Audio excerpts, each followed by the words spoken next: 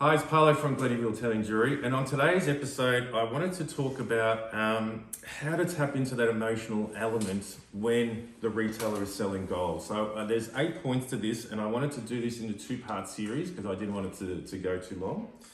But what we're noticing is a lot of retailers at the moment, they're not, I don't know about you, but when I'm in a store for a retail, for a jewellery shop, the sales staff are, oh, can you show me that? They show them that. And it's very robotic. Yeah, and that's it. There's no telling a story. There's no using emotional language. There's nothing like that. And that's a real opportunity people are missing. A, that's great salesmanship. B, it shows that you know a lot about your product, more than your competition. And it shows you're passionate, and people feed off that passion. Well, it's not like someone says, I want a gold chain, you know. While you're walking to the board, these are all made in Italy, they're all guaranteed, you know, build the product That's up. Right, you know, so.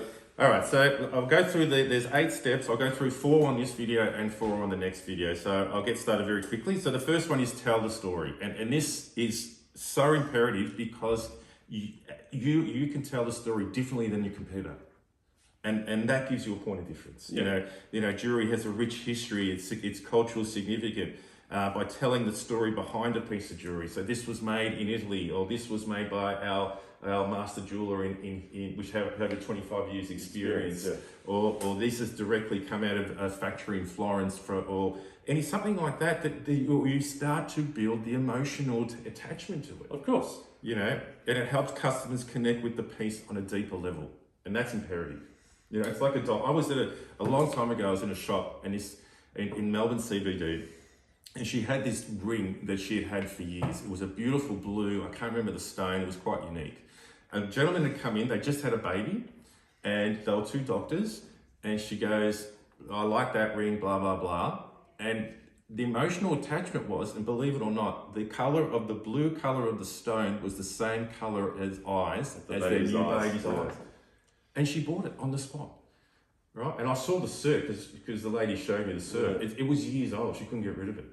But it's that emotional attachment that'll get you over the line. Number 2 is use emotional language. So highlight the beauty, the craftsmanship, and the sentimental value of the piece. You know, don't be so robotic or dry when you're trying to sell a piece of jewelry. You know, use words like beautiful, amazing. Look at the shine on it. Look at the sparkle on it. Oh, don't use fine, don't use dainty, because people think it's going to break. Also, like a heavier piece as well, you know, you can hand this down to your kids, you know what I mean? That's right, so you're beating that sentiment. Yeah. Then you've got create a sense of exclusivity. So by creating a sense of exclusivity, or by saying this is a limited edition, or they've only got one in, it creates a sense of urgency. Yeah, of course. Yeah, and that's a major need when you're selling anything, let alone jewelry. And the beauty about the Italian stuff is it's limited. You know, you can't turn on a machine in Melbourne and just spit it all out. It takes time. It takes, whereas this stuff it's limited. Okay, you get it in over and over again, yes, but it is limited. And the idea too, when you're doing handmade pieces, you know, that's a whole different story. With some of the bigger pieces we carry here, which we only carry 2 or 3 of, you can say there's only 3 available at the moment in Melbourne. Yeah. And again, you get, oh wow, it's made in Italy. Oh, look at the beautiful shine on it. It's limited edition, and before you know it, you're starting to. It sells itself. That's right. That's right. And number 4 is offer customization. So, such as engraving or a lot of jewelers do that, which helps them. Yeah, making it big, larger, or smaller on the spot.